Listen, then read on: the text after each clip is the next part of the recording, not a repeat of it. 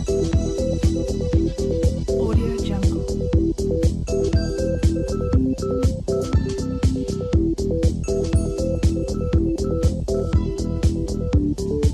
Audio Jungle.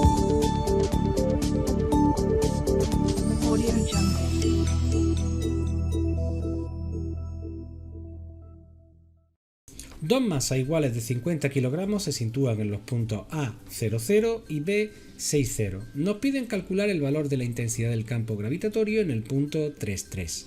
Para poder resolver el problema vamos a utilizar, igual que en otros problemas, el principio de superposición. Y es que el valor de la intensidad del campo es una magnitud vectorial y para un sistema de partículas como este vamos a poder calcular la intensidad total como la suma de los campos originados por la masa 1 en el punto P y la masa 2 en el punto P. Fijaros como nosotros lo que hacemos realmente es sumar estas magnitudes vectoriales para obtener así el vector campo total. Es importante que cuando nosotros vayamos a sumar tengamos en cuenta la proyección de cada uno de los vectores asociados a la intensidad del campo respecto a los ejes de coordenadas.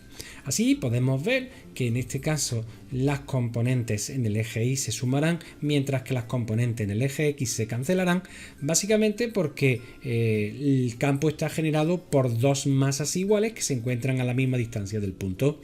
Esta es la razón por la cual nosotros decimos que la intensidad que genera la masa 1 en el punto P es igual a la intensidad del campo gravitatorio que genera la masa 2 en el punto P. A partir de aquí nos hace falta calcular cuál es la distancia desde estas masas hasta el punto P. Fijaros que para eso nos vamos a aprovechar un poquito de que nuestro triángulo isósceles se puede partir en dos. Cada una de esas mitades tendría un ancho de 3 unidades y un alto de 3 unidades, de forma que la distancia coincide con la hipotenusa. Podemos aplicar el teorema de Pitágoras para calcular la distancia entre cualquiera de los puntos y el punto P. De esta forma, nosotros podemos determinar cuál es la intensidad del campo gravitatorio asociado o creado por cada una de estas masas en el punto P.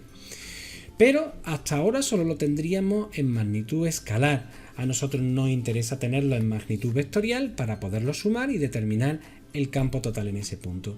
Para poder llevar a cabo esto, lo que nosotros hacemos es determinamos la proyección de cada uno de estos vectores campos sobre los ejes de coordenadas. Importante, fijaros, la coordenada para el 1x va a ser negativa, mientras que la coordenada 1y también va a ser negativa. Los dos van en sentido de los ejes contrarios de los ejes de coordenadas. Y respecto a los ángulos, fijaros, el ángulo que forma el vector con respecto al eje Y, lo que nos permite determinar es que la componente 1x está en el cateto opuesto, mientras que la componente 1y está en el cateto contiguo al ángulo. ¿Cómo sabemos que el ángulo es de 90 grados el total? Pues fijaros, también por la misma razón.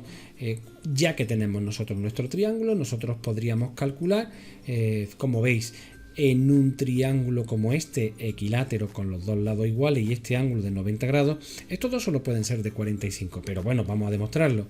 La tangente para cualquiera de estos dos ángulos sería el cateto opuesto partido el cateto contiguo, da igual, como valen lo mismo son 1, el valor 3 entre 3 es 1 y la arcotangente de 1 es 45. De esta forma nosotros ya tenemos la expresión del vector campo para la masa 1, ¿vale?, en términos de sus proyecciones y en función de unos vectores unitarios. Y haremos lo mismo también para el vector campo generado por la masa 2 en el punto P. De esta forma, pues nosotros tenemos su valor. ¿Cómo finalizamos el ejercicio? Pues sumando los dos vectores. Y aquí es donde viene la parte interesante que teníamos al principio. Fijaros cómo las componentes en X se cancelan, mientras que las componentes en Y, que son iguales, se suman. Bien, pues una vez que ya tenemos el vector e intensidad del campo gravitatorio en el punto 3, como lo que nos piden es determinar el valor de la fuerza gravitatoria, que también es un vector, lo único que debemos de recordar es la expresión. El vector fuerza, que le falta aquí su flechita, va a ser igual al producto de la masa por la intensidad del campo gravitatorio, que en este caso es una magnitud vectorial.